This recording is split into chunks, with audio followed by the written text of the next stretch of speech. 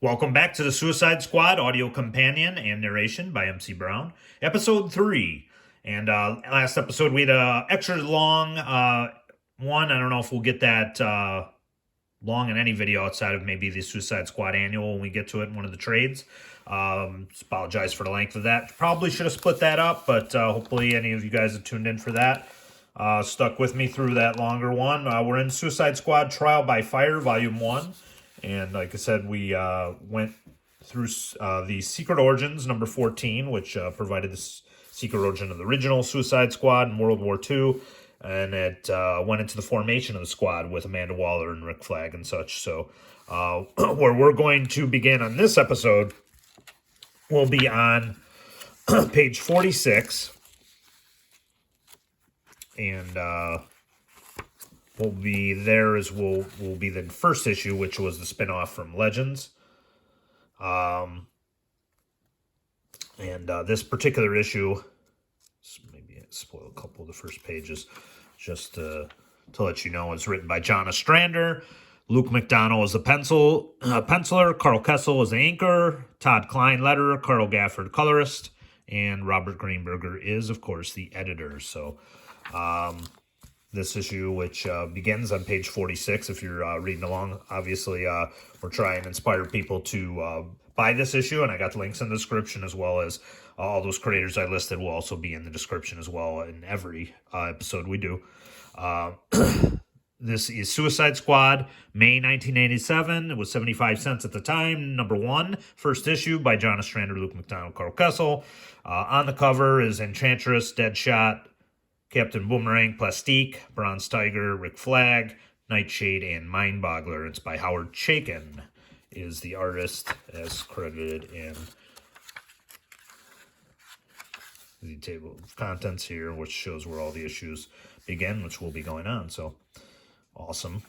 And this has been a subject of a couple of homages. So, we're going to jump right in. There's a couple things of note that I just want to say. If there is something where I'll try to timestamp it where we jump right into the issue if there's the case, but there is a description of what this series is all about. Like we said, not trying to step on any toes, spoil anything. It's a read-along companion. That's all mentioned in the first episode, which is the intro. There's going to be some names replaced. I know DC made it a point to rename the villains in this group Onslaught because of the terrorist nature of what their name is in the book. I am going to follow that. Before, I don't know if I agreed with it, but I want to be respectful of that. And so they'll be referred to as Onslaught. They were not, obviously, in 1987, different time. I will refer to them as Onslaught. That is their name now in the DC universe. So anything else, if it's, as I said in the past, if it's deemed inappropriate or something I'm not sure word-wise, I may skip it. I'm hoping that I won't have to redo the whole video, that I can catch it ahead of time. I'm also, when a lot of, there's, John Ostrander, as awesome as he is, the issues are very wordy too, so I apologize for that. I'll do my best. Sound effects, which there are a lot in this episode, as I did a trial run. I'm not going to attempt to do them all. A few things that I can, I'll try, or if there's a crash or boom or something, I'll do my best. You'll just have to imagine that without a sound effects machine, I can't really accommodate all that, especially at the beginning of this issue. So just a few precursors I just wanted to prepare for on that. And yeah, and some of the text, I'm going to say text boxes are not always identified the character. So I'm doing my best to hopefully make sure that is the character that's talking. Again, these issues are very wordy. Awesome. And in fact, I have to credit John Ostrander probably for just helping me be a better reader and writer, just from the nature of everything he put in there. So I'll do my best to do this justice, and who I feel is talking. If that's not identified, I'll do my best, and hopefully you guys will understand. So without further ado, let's jump right in. The timestamp will take us to page 46, and that's where we'll begin. So Suicide Squad number 1, Trial by Blood. Hub City Airport, this is Air Force One, and starting final approach. Roger, Air Force One, the road's all yours. American Flight 206 to Gotham City, now boarding at gate L5. Air Dixie, paging Mr. Gaunt. Mr. John Gaunt, would all you please pick up the nearest Air Dixie courtesy phone? Attention, please, Alpha Flight 123 from Calgary to Hub City has been delayed. Protocol suggests the governor meet the president first, Mr. Mayor. Not when it was the mayor who got the governor his job, Governor. Now. What the? Look out! Clear. What are those? Oh my heavens, it just killed. No, he's killed Jerry. My baby, where's my baby? Where's the cops? Get out of my way. Help me, somebody, please. I thought we were supposed to watch the mayor and the governor. The feds will take care of them. Move. What the devil is that? Not devil. The gin.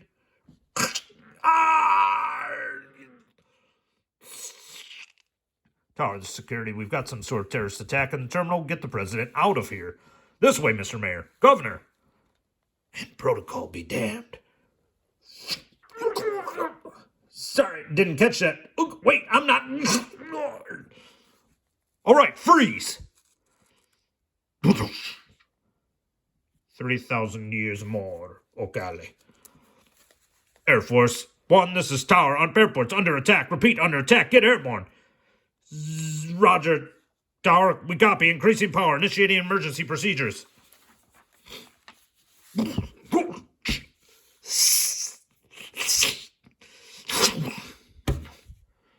Recall. Standby. Go. Mayday, mayday. This is Air Force 1. Lost landing gear. Lost wing.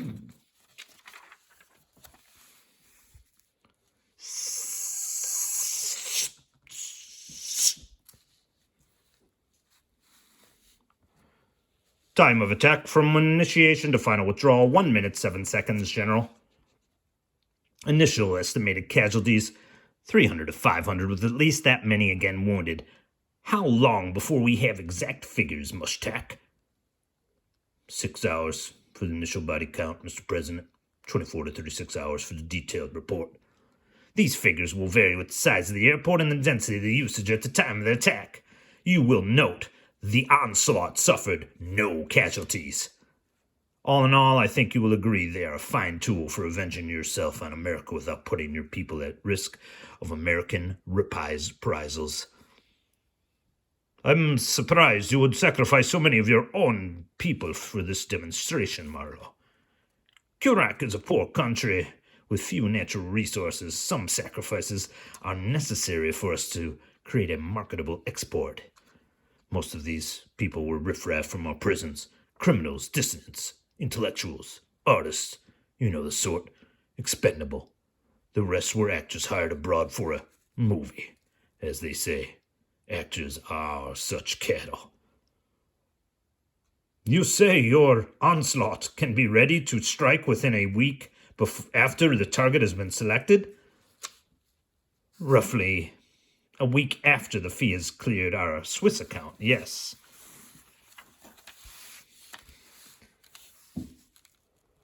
Even if the target was within the United States? I assumed it would be, General. We have a deal, Amaro. Belle Reve Federal Prison, Louisiana. You were saying the prison was built on the site of an old southern plantation, Mr. Economist. This plantation was built in the swamp, Warden. Near one. That seems to have grown over the last century, Miss Vale. I really think that after all the time we've spent together over the past few days, putting this story together for your magazine, that you could call me John, Vicky. I prefer to keep the professional distance, Warden, nothing personal. You said Belle Reve was designed to not only incarcerate convicted superpowered felons, but to also act as a holding facility?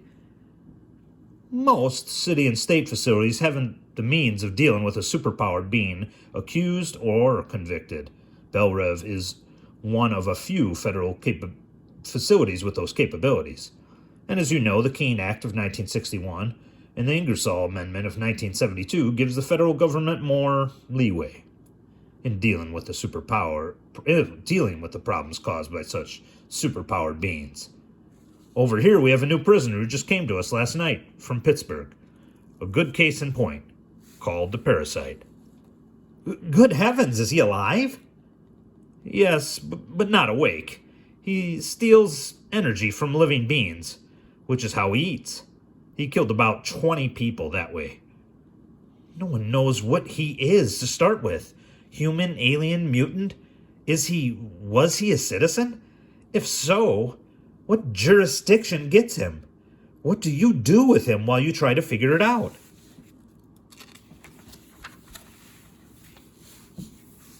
He's attended entirely by machines. Absolutely no humans are allowed in the cell with him. Every few hours we shove in a rat. Watch what happens. Just enough sustenance to keep him alive, but not enough for him to get active. It's barbaric. Isn't the ACLU trying to do something about it? Sure, so's the ASPCA.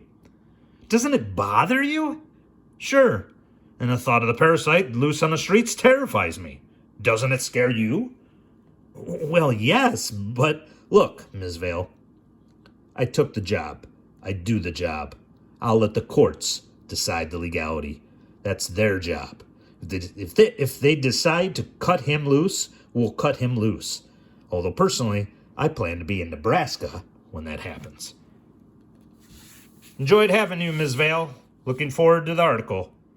Hope you say that after you read it, Mr. Economist. Nice sell. It's all in the lips. Tell Mrs. Waller we're all clear. By the way, your ex-wife called. Mary? Alice. Rats. Must have mailed her alimony check to Jean again. John, you play warden. Keep the books, take care of all the business, and keep all that straight, but not your private life? Now, why is that? I didn't marry my job. Excuse me, Flo. That man is crazy. Mrs. Waller? Flo Crawley. All clear. Thanks, Flo. All right, Dr. Legrieve. Decision time. I need you and Ms. Hers to tell me if the squad is psychologically fit for this mission. Very well. I've told you before that I think the Suicide Squad is a terrible name psychologically for this group. It's got a past, so do they. They can live with both. Plastique, I just want to make sure you and Mindboggler understand the deal being offered. You take this mission and your sentence gets changed to time served, provided, of course, that you survive and you keep your trap shut afterwards. The gag is they don't expect you to survive, love. Want to watch your backside with this lot? I'll watch it with you, eh? What you say?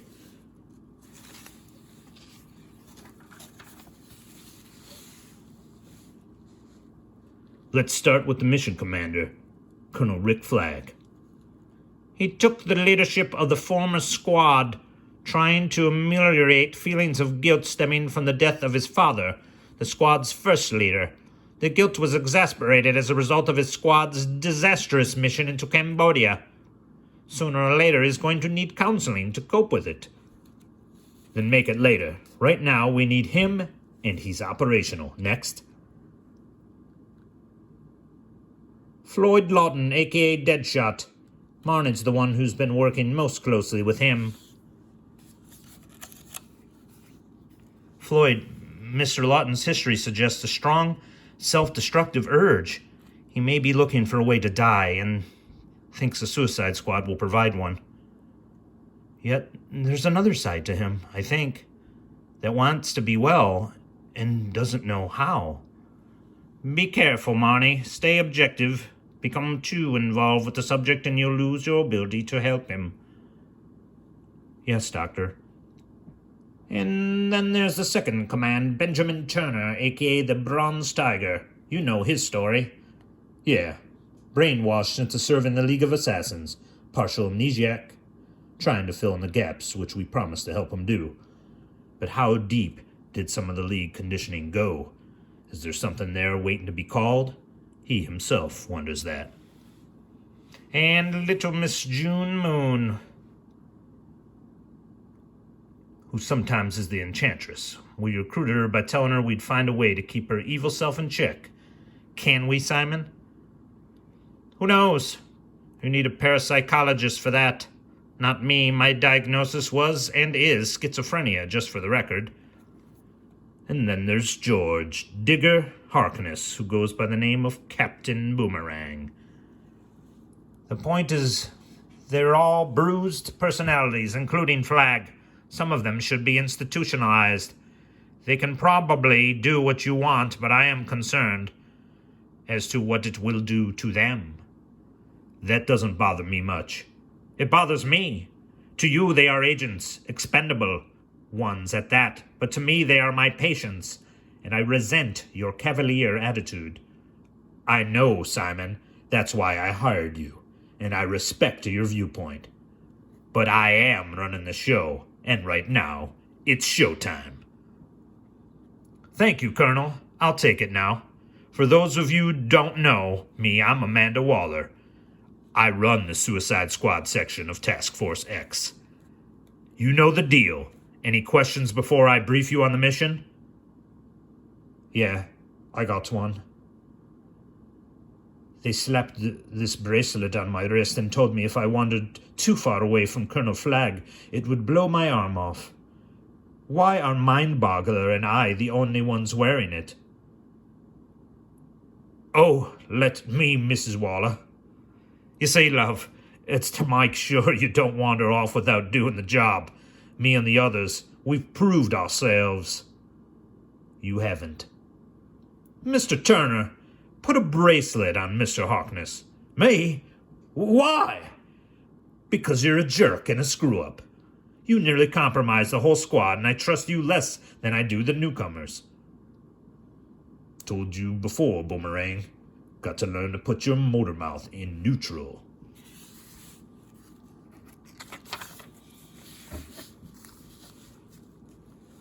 Enchantress and Deadshot have opted to stay with the team for their own reasons. After we see how things go on the mission, Mindboggler, you and Plastique may be given the same option if you want it. Yeah, well, maybe I haven't found any other place I fit. Let's see how it goes. First, you're going to have to survive the mission, girl. Here it is.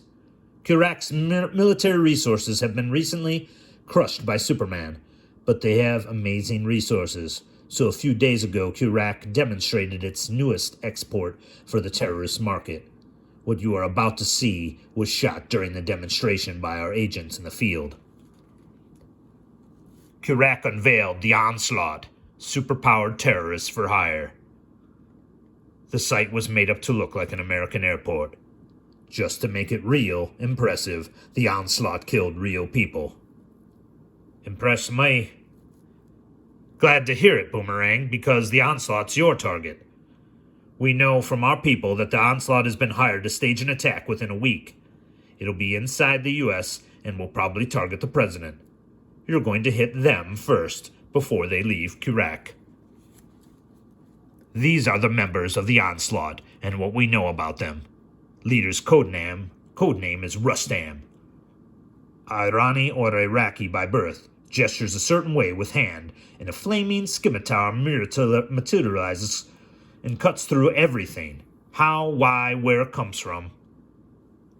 No data. Next up, the Djinn, world's first digitized man. A living man reduced to a binary code and stored in a magnetic bottle, the size and shape of a Walkman, phases through walls, disrupts circuitry, rips throats out. Think of a Rambo genie and you got the right idea. This lovely's known as Manticore. Genetically altered, seems to be wearing lion-esque battlesuit, shoots high-velocity claws out of its hands, and has a grenade launcher in its scorpion tail. They drug him into killing frenzy and turn him loose. Sweet. This boy is dubbed Jacully. Has bursts of super speed up to 3 seconds. Now you see him, now you don't. Hurls a variety of javelins. Favors explosive tips. Fast and bad. This is the Onslaught's only female member, the Chimera. Creates interdimensional black holes that serve as tunnels for the rest of the team. Seems to have no other combat function, although you could argue she's one of the team's keys, allowing them to strike and disappear in moments. Last but not least, there's Ravan, last of the old Thuggy sect, or first of a new revitalized Thuggy sect as he sees it, worships Kali, the Indian goddess of death. Murder and assassination are parts of his religion. He simply adapted modern means to his worship. Curak's president Marlowe is the linchpin of the onslaught. It's his baby, and he's vital to its continuation for internal security of the onslaught. He's hired the international terrorist known only as Mushtaq. Mushtaq disappeared late last year, only to turn up in Kurak. This is their headquarters in the mountainous southern part of Kurak. Originally built by the Germans during World War II, it's called Jotunheim, land of the giants. They claimed only a race of giants could have built it. The terrain precludes fighter attack, and the only way in on the ground is the doorway in the bottom tier, and that only when the bridge is hydraulically raised to connect with the road opposite. A tactical nuclear strike was considered, and discarded because it wasn't considered a sure enough bet to wipe out the onslaught. The administration has also determined that a direct attack by U.S. forces would not be politically advantageous at this time. The administration needs something they can disavow if things go wrong. That's us. We're to destroy the onslaught and cripple Kurak's ability to reform it. You'll all get complete dossiers on this on the plane ride over. I suggest you study them. Any questions? How we supposed to get into Jotunheim? Ring the doorbell? Or does Task Force X got some way in you haven't shared with us kids yet? The operatives who got us the photos will handle that. You'll receive your specific assignments at the rendezvous. Let's move. The pneumatic tube's waiting. Suicide Squad is only too right, but stay close to the boomer, darling. And we'll crack it cozy together. What say? Get away.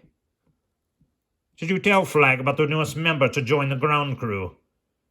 It must have slipped my mind. Not likely. Hardly a good time to spring this kind of surprise on him. All surprises from here on are going to be nasty. If he can't hack this one, he can't hack what's upcoming, and I want to know that. Yeager Field. Squad's in the tube on the way over from Belrev. ETA 2 minutes, group. Briscoe, can we detach the rotors on Sheba and get her into the SS-1 yet? Can do.